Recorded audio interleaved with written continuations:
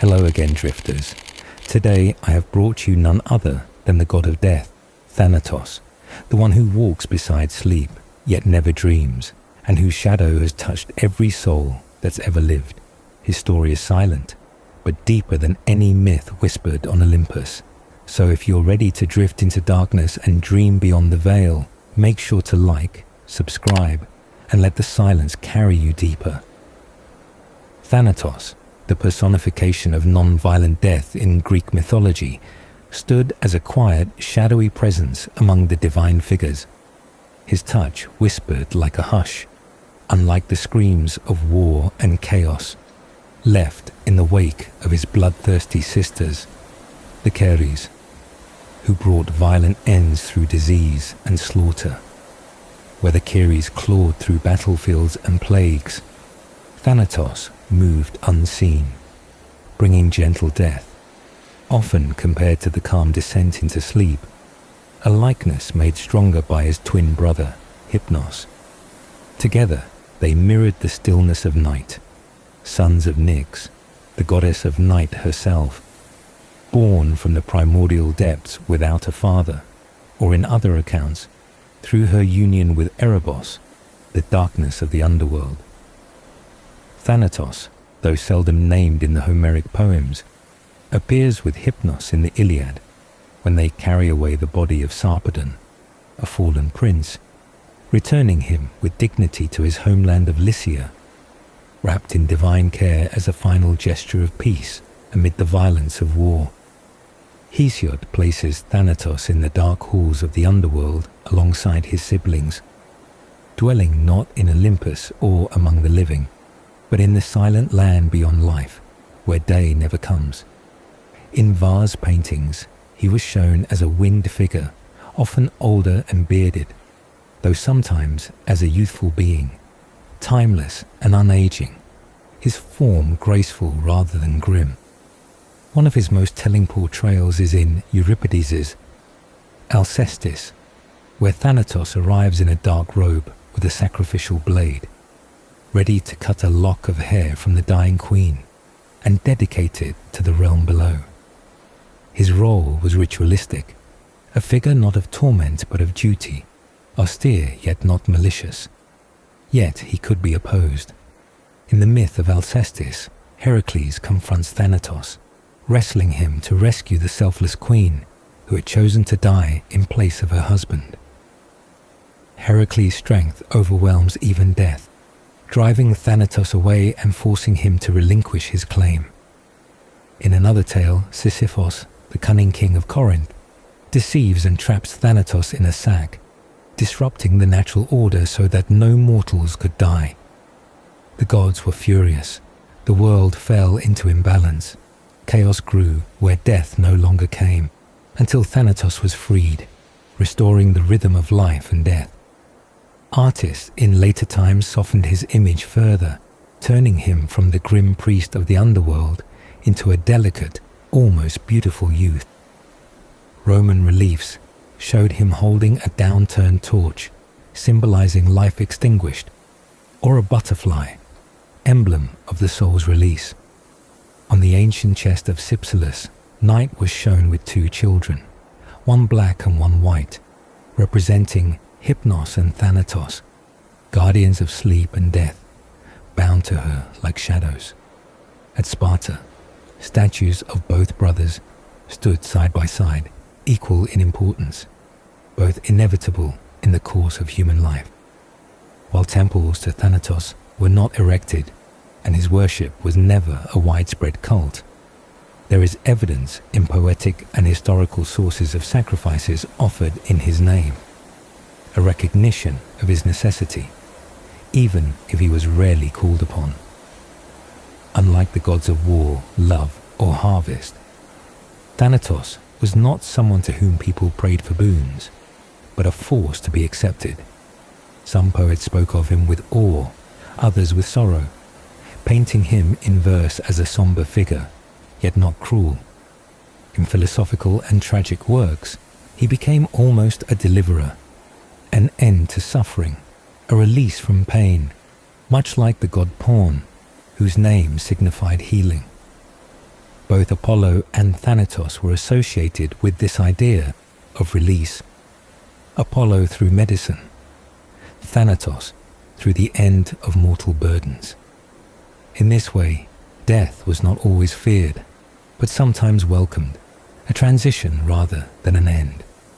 His presence in myth is quiet but persistent, never commanding the grandeur of thunder or sea, but always nearby. Thanatos did not rage, he did not demand, he simply waited, with wings outstretched and eyes solemn, to carry souls to their final rest. As one of the oldest and most enduring spirits in Greek cosmology, he stood at the edge of every mortal's path, never straying from his role, never failing in his task, embodying a truth that even gods could not undo. When the time came, he would come, and he would be kind.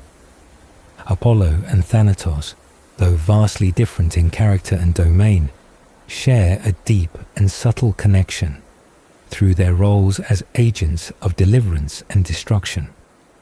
The very name of Thanatos is sometimes thought to carry a hidden meaning derived from the verb paein, to strike, suggesting that death, while often silent and peaceful under his hand, is also a force of sudden finality.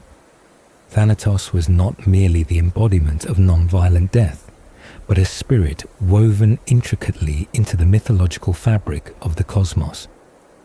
He was a child of Nyx, the goddess of night, born without union, as described by Hesiod, who also tells that from Nyx alone came many other powerful spirits: Moros, the personification of doom; Ker, the daimon of violent death; and Hypnos, the gentle bringer of sleep and Thanatos' twin. Nyx also bore the Oneiroi, the spirits of dreams, and other abstract forces such as misery, blame, strife, deceit, old age, and the inexorable Moirai, or fates. In this vast genealogy of darkness and inevitability, Thanatos stood as one of the more neutral figures, neither cruel nor kind, simply the necessary end of mortal life. The Roman versions preserved by Hyginus and Cicero echo the same themes, naming Thanatos as Mors and his violent counterpart Ker as Litum. They confirm that these forces, death, fate, dreams, envy, love, sleep, and strife, are all siblings, born from Nox and Erebus, the night and the darkness. These primordial beings did not dwell among the Olympians, but in the shadowy realm beneath, giving shape to the inescapable conditions of mortal existence. Thanatos rarely featured at the center of stories, yet his presence was always felt, and in some tales he played a vital role. One of the most iconic moments appears in Homer's Iliad, where Zeus, foreseeing the death of his mortal son Sarpedon, calls upon Thanatos and Hypnos to retrieve the body. After the soul departs and life leaves Sarpedon's form, Thanatos and Hypnos are sent to carry him gently from the battlefield and lay him to rest in the fertile lands of Lycia, where his people could honor him. The moment is tender, almost sacred, showing death not as horror, but as a dignified passage.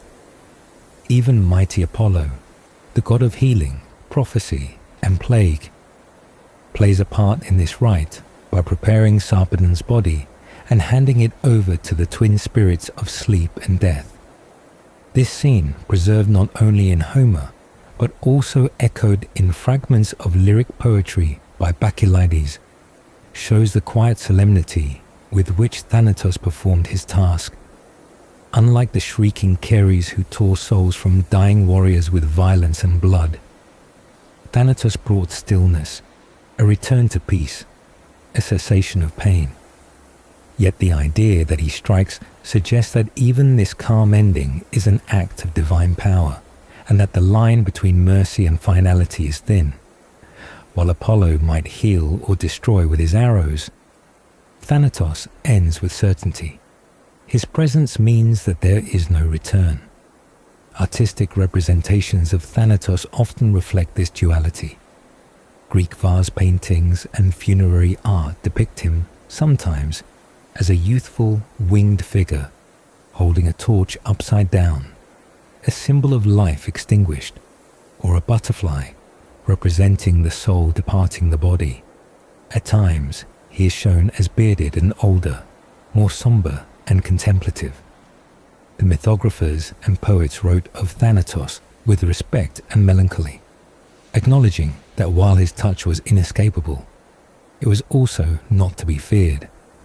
He came not with cruelty, but with silence, not with chaos, but with order. No great temples were built in his honor, no festivals were held for his worship, and yet sacrifices to him did exist, showing that even the Greeks, who often avoided invoking his name, recognized his divine place in the cycle of life. Unlike the gods of Olympus, who demanded attention and praise, Thanatos did not seek glory. His was a hidden task, yet the most universal. In his stillness, there was purpose. In his quiet, there was final truth. And when his wings unfurled, they did not beat like a storm, but glided through time, carrying each soul on its final journey. Whether in the battlefield of Troy, the halls of mythology, or the fading breath of a mortal in poetry, Thanatos was always near, a constant reminder that in the end, all would be touched by his shadow, and all would find rest. Sleep and death, the twin spirits of gentle departure, descended from snowy Olympus to fulfill the will of the divine, sent together to the field of battle to retrieve the fallen warrior Sarpedon. With wings dark as twilight and steps lighter than shadows, they came not with trumpets of war, but with a hush that silenced even the crows. The lifeless body of the hero lay still upon the blood-soaked earth, and while others mourned with tears and cries, these two brought only peace. Their task was sacred, to carry him away not as a spoil of war, but as a son to be honored, to be returned to his homeland for the burial that the gods had decreed. But the path of death was not always smooth, nor was it without defiance. In the tales that twisted through ancient Greece, there was one man bold enough, cunning enough, to believe he could master even Thanatos himself. That man was the crafty King Sisyphus, known throughout the lands for his wit, deceit, and defiance of the divine. In old fragments, it is told that Sisyphus once believed he could outwit death. He had dared to meddle in the affairs of the gods by revealing that Zeus had stolen away a maiden named Aegina. This betrayal, meant to benefit her father, angered the king of gods, who then dispatched Thanatos to chain Sisyphus and bring his soul to the underworld. But when death arrived, Sisyphus was ready. Using flattery and trickery, he lured Thanatos into a trap and bound him in chains, possibly magical, possibly forged by will alone, so tightly that the daemon could not move. For a time, no one died. Spears pierced flesh without ending breath. The sick lay fevered but never faded. Old age no longer led to silence, and the natural order of the world fell apart. The battlefield grew crowded. Healers found their craft meaningless, and even the gods began to worry. War, once deadly, became endless. The cycle of life and death had been broken. It was Ares, the god of war himself, who finally intervened. Angered that his battles no longer brought resolution, he stormed down to free Thanatos and restore the balance. Once released, death wasted no time in seizing Sisyphus and dragging him, protesting and flailing, across the threshold of the underworld, ensuring that his meddling would never again disturb the flow of fate. Yet even then, the king's schemes were not over. Having instructed his wife not to perform the proper rites for the dead, Sisyphus was able to convince the gods of the underworld to let him return to the living, just for a short while, to scold her. But once back among the breathing, he refused to return. Only when the gods grew weary of his games was he dragged back again, condemned at last to his infamous punishment of rolling a boulder uphill for eternity, a grim echo of his resistance to death. Yet Thanatos faced more than just wit and trickery. He also met the brute force of a hero. In another tale told through the tragedy of Alcestis, it was Heracles who crossed paths with death. When a woman chose to give her life for her husband, Thanatos came on the destined day, solemn and on time, to collect the soul he had been watching. Clad in shadow and wielding a ceremonial blade, he prepared to cut the lock of hair that marked her transition from life to the realm of Hades. But Heracles, having arrived at the house in time to see the sorrow, refused to allow the woman's sacrifice to become permanent. He confronted Thanatos not with words, but with strength. In the dim-lit threshold of life and death, the two figures clashed, not in hate, but in the tension between duty and defiance. Thanatos, though divine and eternal, could not match the overwhelming force of Heracles, who, with mighty hands and unyielding will, overcame him in combat. Death was forced to retreat, unable to claim the soul he had come for, and the woman was returned to life, her fate briefly reversed. Such defiance, however, was rare. Thanatos was not easily opposed, for he was not merely an entity, but a function of the cosmos. His presence marked the end of the journey for mortals, the closing of eyes, the final breath, the moment when time no longer mattered. And though poets gave him wings and sculptors gave him form, sometimes young and gentle, sometimes older and grave, he remained a being of consistency, of inevitability. He did not revel in pain like the Ceres, nor did he comfort like his brother Sleep. He simply arrived when the time came. He carried out his role unaffected by prayers or protest, but when resisted, he did not vanish. He lingered. When delayed, he waited, and when tricked, he returned stronger. He did not rage or seek vengeance. His justice lay in patience. Those who thought to outwit him always found their way back to him, no matter how clever or strong they were. And so, throughout the myths of old, his name passed not in celebration but in hushed tones, his stories told with the weight of finality. Whether descending from Olympus with Sleep to carry a fallen hero, or arriving with blade in hand to collect a soul, or being bound in chains by one who feared him, or overpowered by one who defied him, Thanatos was ever present in the lore of gods and mortals alike, a reminder that all lives, great and small, must one day rest. But he is my friend, and his misfortunes trouble me. Thanatos stood unmoved, his dark robe still as night, and his blade glinting faintly in the light as he stared back at the god, who dared question his task. He asked if the other meant to take the woman's body too, for he had come to claim it as was decreed by the laws of fate, and no god, no matter how radiant, had authority to deny him. The one before him, calm but persistent, replied that he had not taken the previous soul by force, and yet the man still lived among the breathing. This was because, he explained, the man had offered a substitute, a soul in place of his own, and the bargain had been made. Now Thanatos had returned to collect the life promised, and nothing could delay that moment further. The woman had given herself willingly, and so the god of death had come, just as he always did, to lead her to the halls below. He asked to be allowed to carry out his duty undisturbed, to take her where all must go. But the Shining One was not yet finished. He asked, not with command, but with curiosity, if there was any way the woman might be allowed to grow old, to live her years to their end, not to be taken in the bloom of her life. Thanatos, never one to entertain delay, answered plainly, there was not. His privilege was not a thing to be bartered. It was not out of cruelty, but out of duty that he insisted. For when the young died, it was not only a death but a statement, a fulfillment of divine order.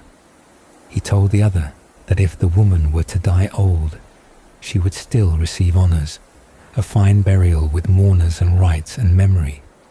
But that, he said, would favor those with wealth, who could afford such lengthy delays, and so his role would become a game of bargains for the rich. Death must be equal, and he would not become a servant to the whims of those who had gold. The Radiant One laughed softly, wondering aloud if Death had hidden talents for argument, for he had spoken with unusual insight. Yet he pressed again, asking if nothing at all could be done. If Thanatos would bend, even for this single case, even for a soul so noble. But Death had already made his stance known. He would not do it. He had seen the gods twist rules before, but not here. He would not allow himself to be bent, not this time.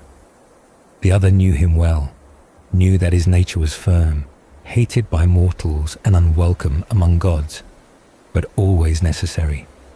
He did not take offense at being hated. It was a truth long accepted. Still, the Radiant One warned that someone was coming, a mortal unlike others, sent from afar on a task to steal horses from the snow-covered lands of the north. This man would stop at this very house, and he would not let Death succeed. He would challenge him and overpower him, and steal the woman back by sheer force. Death scoffed at the idea. Words meant little to him. He had heard them many times from gods and men, and none had ever stopped him through talk. Still, he did not linger in argument. The woman was his to claim, and he would now do what he had come to do. He stepped inside, prepared to raise his blade and cut the sacred lock of hair, the act that bound a soul to the underworld, marking the final severance between breath and silence. When he entered the house, the other left, not in defeat, but knowing that fate had not yet played its final card. Inside the house, quiet and filled with sorrow, voices whispered questions. The chorus asked if the woman was dead or alive, unable to understand how one could be both, how someone could look upon the world and yet be claimed by it no longer. The maidservant answered with a grief that blurred the line between living and dying. She said the force had struck her, that life was leaving her slowly, crumbling with each breath. There was no hope now. This was the day written in the thread of her destiny. Nothing could stop it. Not love, not tears, not even divine protest. Inside the chamber, her husband wept, holding her in his arms, refusing to let go, as though by clutching her tightly enough, he could anchor her to the world. But her body had begun to fall still, her warmth ebbing into the air, her eyes heavy, her breath thin. This was not the sudden end that came with battle, nor the violent tear of disease. It was the slow, gentle fading that only Thanatos brought, and he stood now by her side with his blade lowered, ready to claim what had been promised. She had offered her life so another might live, and now her moment had come. And though her husband cried and gods pleaded, the laws of fate still held. Yet what Thanatos did not expect was the one spoken of earlier, the stranger, the hero, the traveller sent on a quest, who would arrive not with debate or deception, but with strength that even death could not deny. But in that moment, before any fight, before any rescue, Thanatos remained steady, ready to fulfill the order given to him by destiny itself, his sword raised, the silence deep, the final breath waiting to be taken, her not to forsake him. What he wants is impossible. She is dying. The sickness has taken its toll, wearing her down breath by breath, until her body lies heavy in his arms, not with sleep, but with the irreversible stillness of one already claimed. Her limbs are slack, her skin pale, her voice dim. She was once the bravest of all wives, praised for stepping forward where none dared, offering herself in place of the man she loved. And now that same strength leaves her fading into the shadows of sickness, surrendered to the cold pull of the underworld, destined to cross into the hands of the god who rules that quiet realm below. She was not taken by a sudden blow or the fury of battle, but by the creeping reach of fate, by the grip of Thanatos, who came not as a storm but as a certainty. In her final moments, she spoke of a presence that only she could see, a being none among the living could fully perceive, a figure with wings and dark eyes, frowning beneath heavy brows, drawing closer and closer. He hovered just outside the light, waiting to lead her to the halls where the dead dwell forever. He was silent, but his purpose was clear.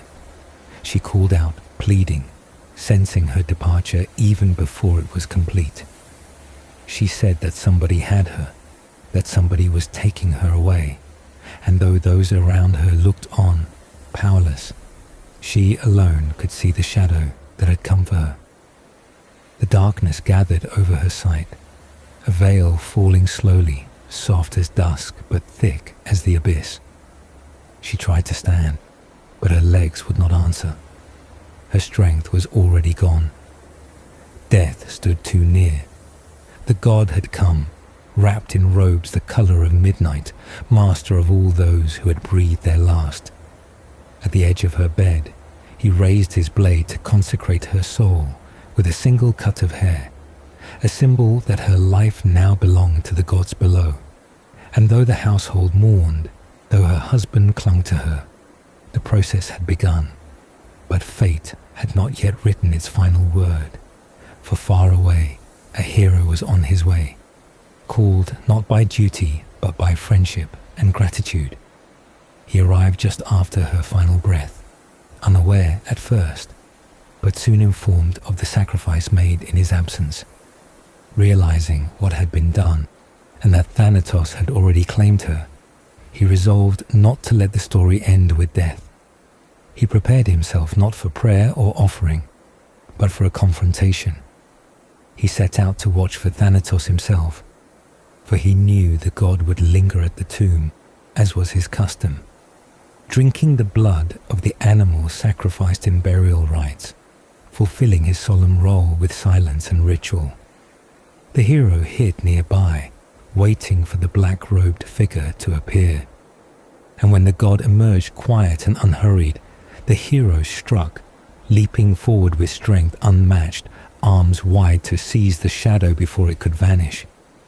He grappled with death, locking him in a hold that even divine force could not escape. The god struggled, but the mortal's grip was like iron, unyielding, and with every breathless moment the god's resolve weakened. Bruised and caught, Thanatos had no choice but to surrender the soul he had claimed. He let go, releasing the woman from his hold, her thread restored, her life returned, not by bargain, but by force. This act did not go unnoticed in the higher and lower realms, for it was rare, almost unheard of, for anyone to wrestle with death and win. But win he did, and the woman was brought back, body and breath restored. She stood once more in the world of light, silent for now, as was required by the customs of the underworld. Her tongue could not speak, her voice withheld until she had been cleansed of the touch of the realm below. For 3 days she would remain mute, unable to explain the journey she had taken or the presence she had felt, the wings she had seen, the frown beneath the hood. But in her silence was life. She was no longer fading, no longer slack and heavy. She walked again, eyes open, her soul warmed by the sun she thought never to see again. Her return was a miracle carved from the will of one man who refused to let death have the final word. Her husband stood in disbelief, weeping once more, not for loss, but for joy. He asked how such a thing was possible, how she could stand before him again. The answer was simple but astonishing. Her soul had been taken back from the god of death, not through trickery or deal, but through struggle, through a force so strong that even Thanatos could not withstand it. And though the god of death was not defeated forever, though his nature remained unchanged and his role eternal, in this moment, he had yielded. He had been held fast, forced to reverse the flow of fate. The woman who had seen the wings, the frown, the veil of darkness, now breathed again, held by the arms of the one she had saved. The house, once filled with mourning, was silent in reverence. Outside, the gods watched in quiet awe, for even among immortals, it was rare to see such defiance of what was always thought unchangeable. But life, once taken, had returned, and Thanatos, though bruised and resentful, withdrew, leaving behind no words, only the emptiness of a battle lost. He would return again, as he always did, but not this day. This day belonged to the living. And so the woman waited, speechless but alive, her silence filled not with sorrow, but with the weight of a journey taken and the miracle of a return. Of gloomy Nyx have their houses, those ancient halls untouched by the golden light of the sun, where Hypnos and Thanatos dwell, two brothers born from Night herself, shadowy and eternal. Their domain lies far from Olympus and even farther from the world of mortals, in a place where Helios, the shining charioteer of day, never casts his blazing eye. Neither at sunrise nor sunset do his rays fall upon their doorstep, for the brothers reside in darkness so deep that it is untouched by dawn or dusk. One of them, Hypnos, glides gently across land and sea, his passage quiet as mist over water. He brings rest to those weary from toil, laying soft fingers over heavy eyelids and easing the burdens of wakefulness. Mortals welcome him, for he grants peace without cost, a temporary escape from pain, and his presence is comforting. But the other, Thanatos, moves with no such grace. His heart is made of iron, his spirit forged of bronze, and within his breast dwells no softness, no mercy. He does not drift but arrives with purpose, inevitable and cold. His path is not gentle, his touch brings no dreams. He carries the final silence, and none can turn him away. Thanatos does not choose moments lightly, but he never lacks for an occasion. As the poet Terpander once wrote, even a single fig, harmless as it may seem, may be enough to call Thanatos forth. A slip, a breath held too long, the unnoticed ailment, all can be the moment he chooses. And when he comes, he covers the living in a dark blue cloud, as Bacchylides described, a mist not of sleep, but of separation, where no warmth remains. The Greeks feared him not because he was cruel, but because he could not be reasoned with. Unlike other gods who could be swayed by prayers, gold, or offerings, Thanatos stood alone. He had no altars, no temples raised in his honor. No hymns praised him in the festivals. As Aeschylus wrote, Thanatos loved not gifts, neither sacrifice nor libation. He was untouched by Pytho, the spirit of persuasion. Even persuasion itself recoiled from him, for he could not be convinced or charmed or bought. He came when it was time, and never a moment too soon or too late. And once he came, he did not leave without fulfilling his duty. In this way, he was seen by some not as a destroyer, but as a healer of another kind. In the fragments of Philoctetes, the wounded hero cried out not for a physician, but for Thanatos, begging him to come as a true healer, one who could end suffering forever. For pain cannot touch the dead, and to some, death was the only true cure. Those cursed with incurable disease, with endless torment, saw Thanatos not with fear, but with hope. Yet even so, he answered no calls lightly. When a poor man burdened by the weight of firewood cried out to Thanatos, calling for release, the god appeared not with a blade, but with a question.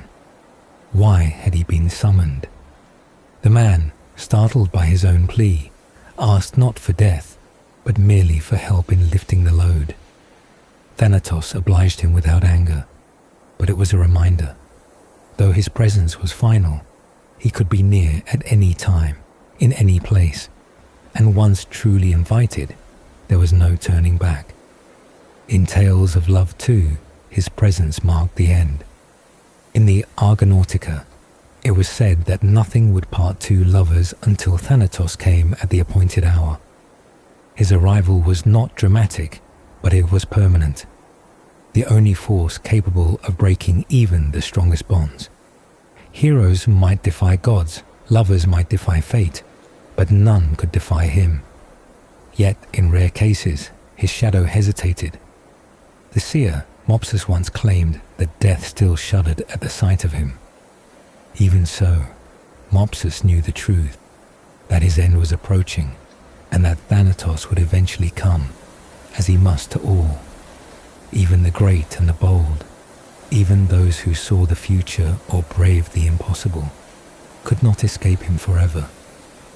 The poets and tragedians spoke of him often, not as a villain, but as an unavoidable truth. His name was whispered, never shouted, his figure imagined as cloaked in black robes, his face hidden, his hands cold and sure. He was the one who closed the eyes of heroes, the one who took the final breath from kings and beggars alike. He brought an end to stories, to suffering, to joy, to time itself. He did not take sides, and in his silence there was no judgment. He simply carried out what had been written in the threads of fate, snipping them when the time had come. And for all his power, he remained alone, untouched by reverence, unnamed in sacrifice, unthanked in ritual.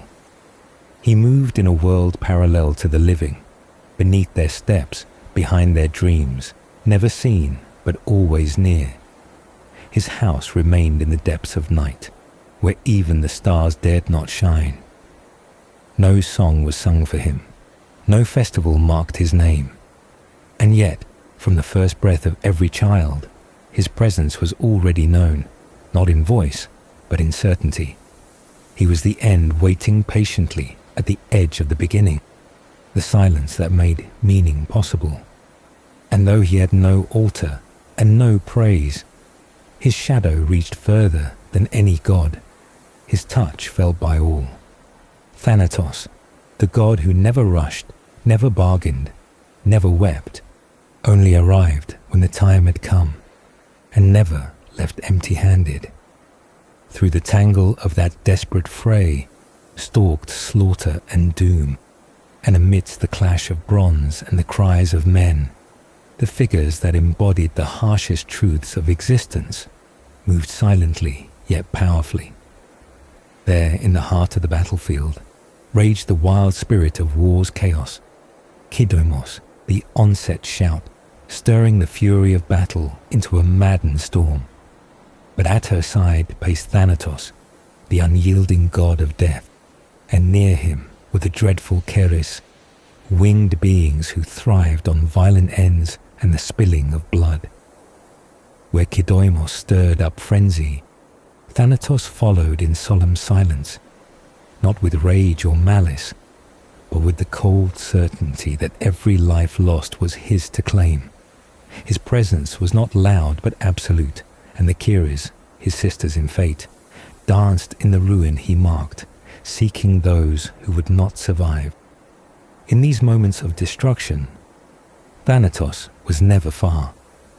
His footsteps did not echo, yet they followed every blade, every wound, every last breath drawn with pain. He needed no trumpet to announce him, no flame to blaze his arrival. He simply was, and always had been. For in every war, behind every end, he was the final figure who closed the story. The ancients knew this well, and so they sang hymns to him, not to praise him as they did the gods of love or storm, but to recognize his domain, his reach, and his inevitability. In the Orphic hymn to Thanatos, his power is described as vast and unconfined. His empire spread across all mortal tribes, touching all, sparing none. His presence is described as the very measure of time itself. When he is far, life continues. When he draws near, it ends. He is the one who cuts the bonds that tie soul to body, the one whose approach no one can stop. Youth, strength, and beauty mean nothing to him. He takes the strong and the weak, the old and the young, without pause. In him, the end of nature's design is fulfilled, and no offering or prayer can change his course. He cannot be bribed or swayed. No vow can turn back his hand. And yet, even in this grim power, he is called upon, gently, respectfully, even humbly, as the one who holds the key to the final sleep, the one who brings a stillness deeper than any pain. He is asked, not commanded, to delay, to grant life a little longer, to spare where he often does not. In later accounts, the line between death and sleep becomes even thinner. One story tells of Gorgias of Leontini, who at the end of a long life lay quietly fading. When asked how he was, he answered that sleep was beginning to hand him over to his brother Thanatos.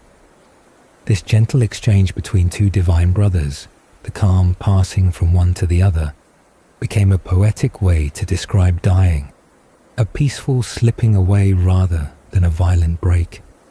And indeed, they were often portrayed side by side, for where Hypnos brings dreams, Thanatos brings silence. In another story, a child cries herself to exhaustion and falls into the arms of sleep, who walks always with death, for they are never far apart. The ancients believed that sorrow and grief could pull one so low that sleep and death became nearly one and the same. To the Romans, Thanatos was called Mors, and his counterpart, Letum, sometimes stood in his place, though Letum more often reflected the violent and sudden nature of the Kyries. Still, both represented the unavoidable end. In Virgil's Aeneid, when the hero enters the underworld, he passes through a realm filled with haunting images. Grief and care, disease, old age, fear, hunger and want, all personified and lurking in the shadows of the land of the dead. There too stands Letum, Death himself, next to Sopor, the Roman version of Sleep, his brother. They reside near the iron prison of the Furies, beside war and strife, surrounded by all the powers that torment mortals. This is the world Thanatos rules, the dark mirror of life, where everything that burdens the living becomes real, takes form, and waits for each soul to cross its path. In poetry and fable, his name is used carefully. In one tale, a poor man carrying a heavy load cries out to death, calling for an end. When death appears and asks why he was summoned, the man quickly changes his request. He doesn't want to die, he just wants help with his burden. Death, unmoved, simply listens and then leaves, for he does not come unless truly called. In another story, a prophet says he feels death watching him, but not yet ready to take him. And in moments of deep love, it is often said that not even death could part two souls, until, at last, the time appointed arrives, and Thanatos takes one away, as gently or as harshly as fate requires. But for all his appearances and references, Thanatos remains an enigma. Unlike other gods, he has no grand myths of love or betrayal, no great temples or festivals. He is not worshipped with joy or invoked with passion. He has no altar because he asks for nothing. He is not cruel because cruelty implies choice. Thanatos simply does what must be done. He comes at the end, and he never stays long. In war, he walks unseen behind the armies. In peace, He sits quietly at the edge of old age or illness, and even in laughter, he waits in the far corners, unnoticed, until he is needed. His figure, sometimes imagined with wings and a sheathed sword, sometimes with an upside-down torch, symbolizes the extinguishing of life. He holds no hatred, for he does not choose whom to take. He does not enjoy his task, nor does he avoid it. He is the most impartial of all the gods. He is not praised because praise means hope for favor. He is simply known by all, feared by many, but ultimately accepted, because to live is to move toward him. And when he comes, whether through battle or age, sickness or sorrow, he comes with the quiet weight of inevitability. No flame flickers forever, no breath is endless. And in the stillness that follows, he is there. Thanatos, the final witness, the last companion, the one who waits at the end of every path and walks away with the soul when the journey is done. Midst an elm, shadowy and vast, spreads her ancient boughs and aged arms. Beneath this wide and whispering tree, it is said, the full streams dwell. These somnia, illusions and phantoms of the night, cling to every leaf, each one holding a lie dressed in the shape of truth. This tree of dreams stands not in a land of peace, but at the very border between the world of the living and that of the dead. Here, the Oneiroa, spirits of dreams and illusions, drift and sway, born of the same dark mother as sleep and death. They are not mere fantasies, but shadows with intention, creeping from the folds of night to sow confusion or deliver truths cloaked in riddles. Yet beneath their flight and fluttering wings, beneath even the sleep they weave, lies the realm over which Thanatos rules, a place of stillness, a place of endings, where dreams no longer reach and no breath returns. And beyond this haunted elm, deeper into the folds of fate, there echoes the howl of Acheron, the river that marks the threshold of the underworld. Its waters, black and heavy, do not shimmer but absorb all light. There is no warmth in its current, only the chill of forgotten memories. Through this passage, countless souls are led, driven by fate's decree, an unbreakable law that binds even kings and heroes. Acheron does not rush. It waits, patient and wide, for the procession that never ends. Here, Mors, the Roman name for Thanatos, lifts no hand, for his work is already done. Pale-visaged and unsmiling, he watches as the ferryman Charon, with his solitary awe and hollow gaze, gathers soul after soul in his skiff. No matter how many he carries, the weight never grows less, and the river never runs dry. So many dead, and yet always more.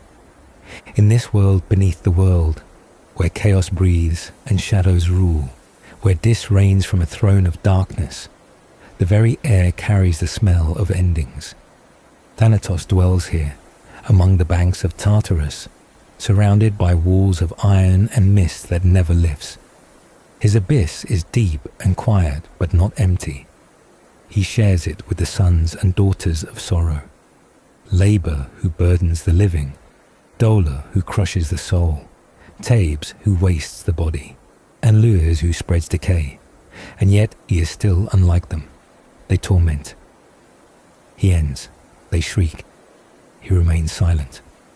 Thanatos needs no torch or scream. He requires only the moment fate assigns, and in that instant his presence alone is enough. Not a god of violence, but of certainty. In moments of plague and ruin, he spreads his wings wide. Cities fall not with the sound of battle, but with coughing breath and fevered moans, and still he comes. One by one, hour by hour, people fall beneath the onslaught of time, and each new hour brings another to him. In times of sickness, the long procession of the dead winds endlessly toward the gates of the underworld, and even those gates cannot open wide enough to swallow them all. In Thebes, when pestilence reigned, when the sun grew dim with ash and hope seemed to bleed from the earth, it was said that the dead clogged the roads to the tombs. The boatman's arms grew tired from his endless rowing, ferrying the new dead across a river thick with souls. Mors did not rage, he did not weep, he simply did what he always did.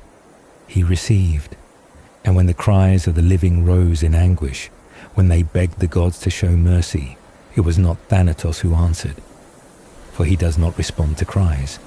He is not cruel because he is not moved at all. No sacrifice stirs him, no tears reach him. In Oedipus's tale, when the ghost of Laius warned that death and ruin would plague the land until the cursed king was driven out, it was clear that Thanatos did not choose his targets. He did not punish. He merely waited for the moments that fate decreed. Yet the world crumbled under his presence all the same. The very rivers turned foul, mingled with the waters of the Styx. Fire and fever walked as one. Mothers wept over silent cradles. And still the winged god remained unseen, though his influence shadowed every doorstep. Even dreams could not shield against him. Hypnos, the god of sleep, his gentle brother, might offer a temporary escape, a moment of rest, but always he would have to hand over the soul at last. And when he did, Thanatos would take it, with no joy and no regret. Gorgias, in his final days, said that he felt this exchange begin. He knew that Hypnos was loosening his grip and that Thanatos was now reaching. This moment between waking and stillness, between breath and none, is where he waits, not with malice, but with patience, not to strike, but to collect. The poets called him pale, they called him dreadful, but they also called him a healer. For where no other cure could be found, where pain stretched beyond the body and mind, he brought silence.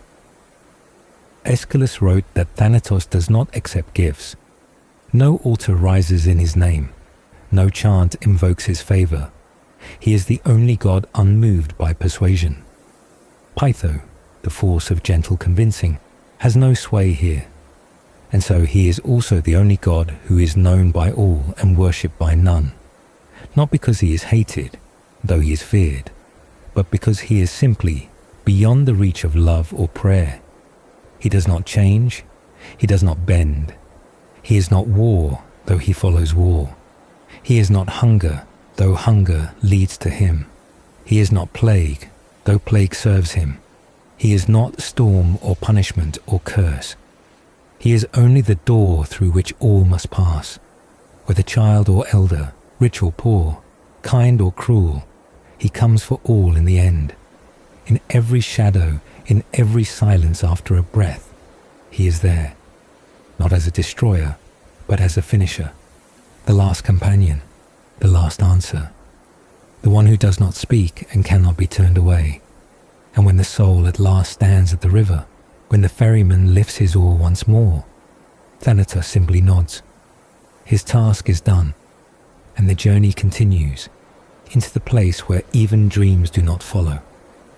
All-powerful sleep, soft-handed and eternal, was once invoked with trembling words, for he alone had the power to draw the living into silence without pain, and it was said that when his influence grew heavier and darker, he became most like his brother, death.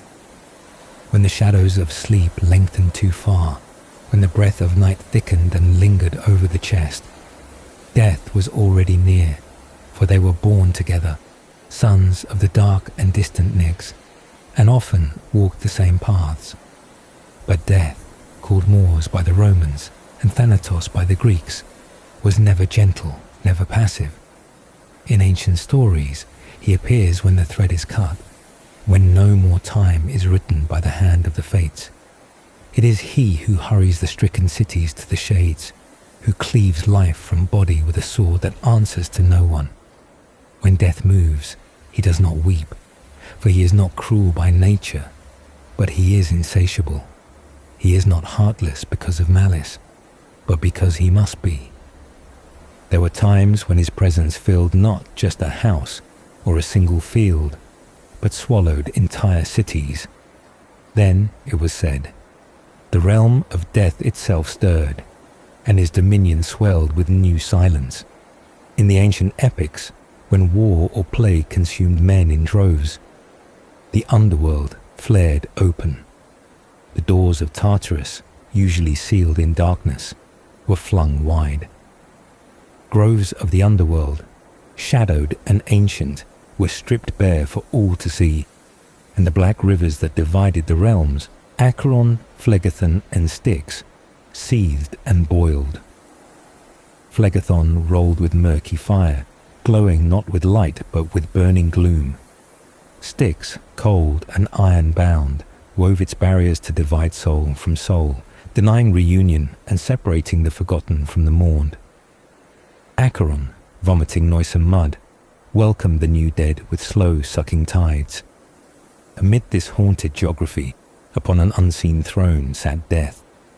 He was not the master, for that was the lord of the underworld himself, pale and unmoved upon his own throne, attended by the terrible Furies.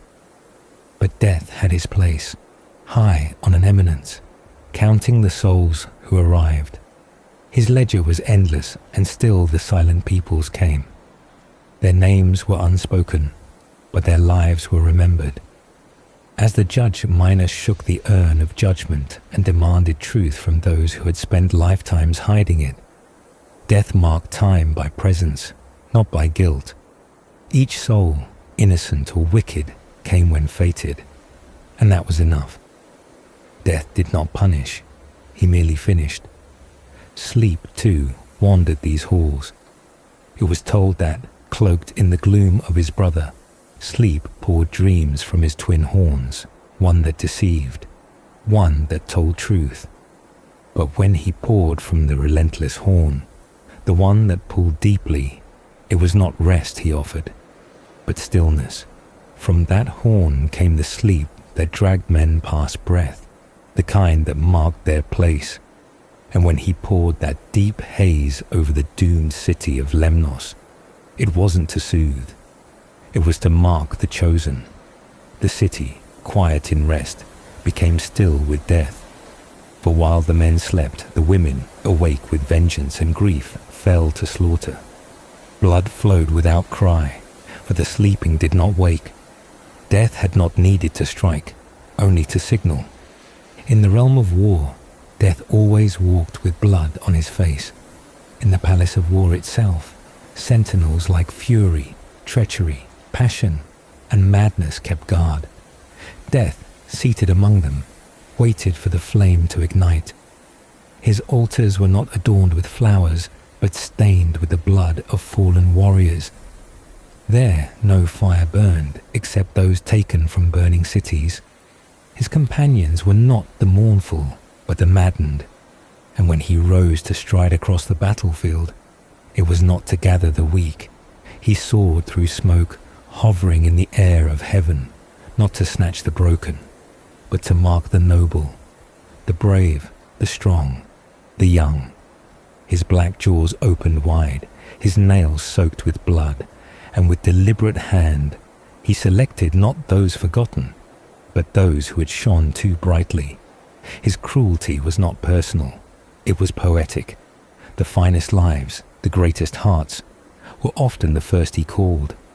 And when the strands of fate snapped, each one a fragile line spun by the sisters above, it was Death who pulled the last breath from the body. Once the thread was broken, no god could mend it. Even heroes bowed when they heard the soundless footfall. In these stories, in these epics and tragedies, the poets never described death as monstrous. They gave him no gaping maw or flaming eyes. Instead, they gave him silence, inevitability, and presence. His face was pale, his gaze steady, and his hand firm. He did not strike out of hatred. He simply arrived when the time had come. And when the hidden region of the dead was shown in visions or dream, Death was always there, on the edges, not presiding, but always watching, always counting. Even when no war burned, when no city fell, he waited quietly. In the pestilence that ravaged Thebes, the dead came not from wounds, but from fevers, coughs, and air turned heavy. Still, the dead gathered at the gates, and the boatmen who ferried them grew tired. Souls pressed upon each other, waiting to be named, waiting to be carried. And all the while, death marked each step. He did not take joy in plague or famine, but his dominion was open to them, and he welcomed what they delivered. At no time was he idle. Even when the world above slept peacefully, one breath at a time, he moved through it like wind in a closed room, unseen but present. In truth, he was everywhere.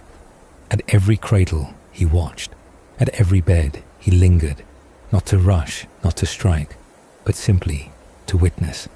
He was patient, for he had no need to hurry. All things came to him in the end. Death, as imagined by those who feared and accepted him, was not cruel by choice. He was simply what waited beyond the last moment, the final companion in every story. And no matter how bright the flame, how strong the heart, or how loud the life, he was always the one who closed the book.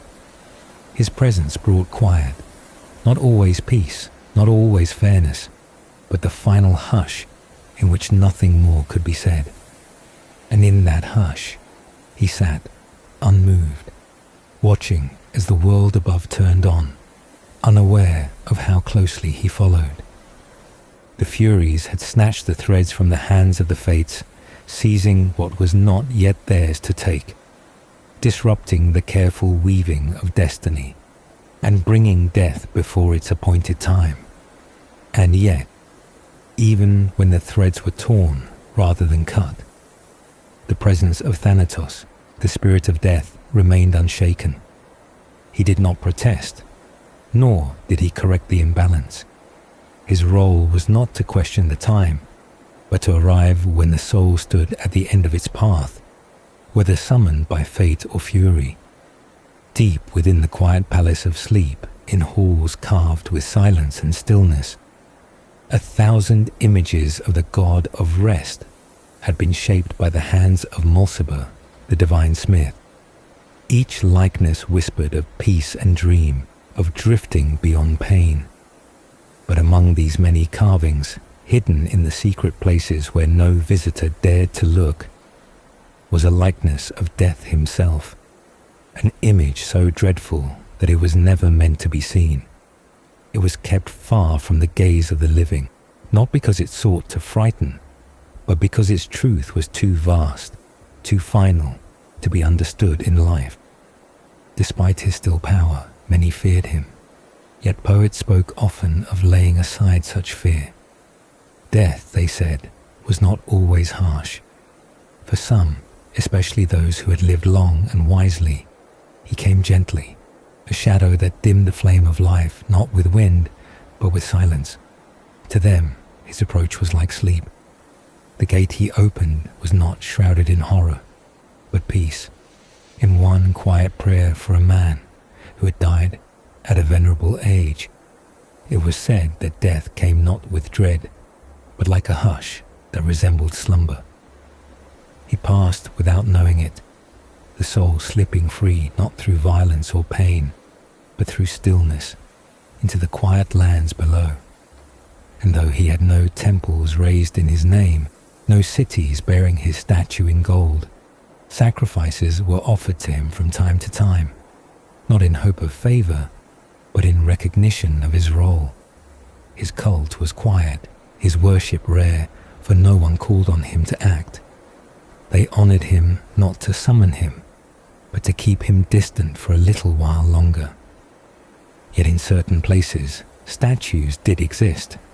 In Sparta, near the bronze house of Athena, stood twin images, sleep and death, brothers as told in Homer's Iliad. Made side by side, they embodied the final moments of life and the hours of rest. They were not feared in this form, but understood, held together in balance.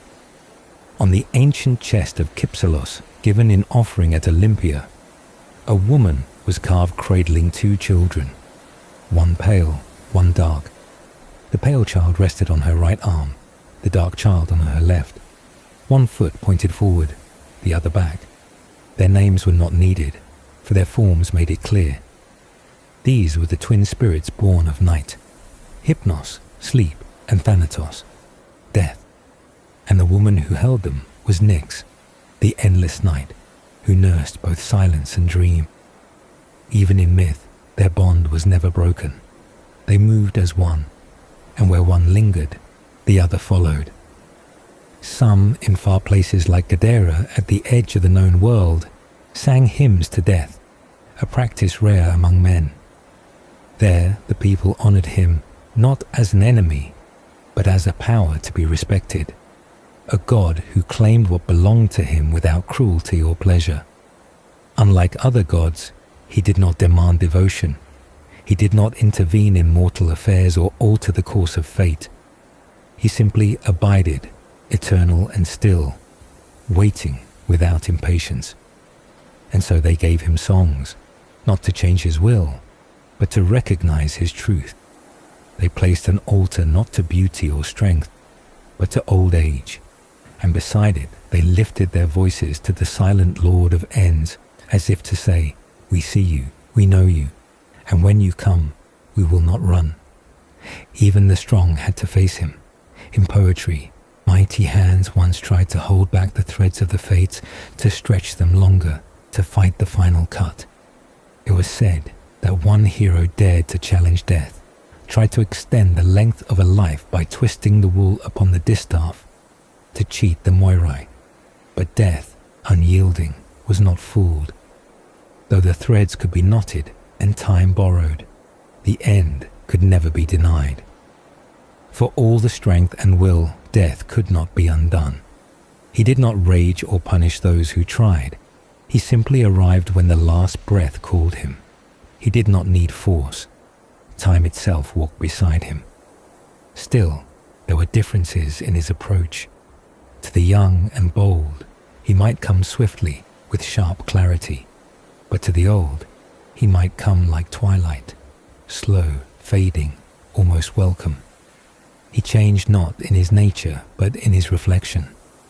Those who saw him feared the unknown, but those who had walked far enough understood his shape. He was the release from labor, the final word after the last sentence. For some, he arrived in the battlefield with blood upon his fingers.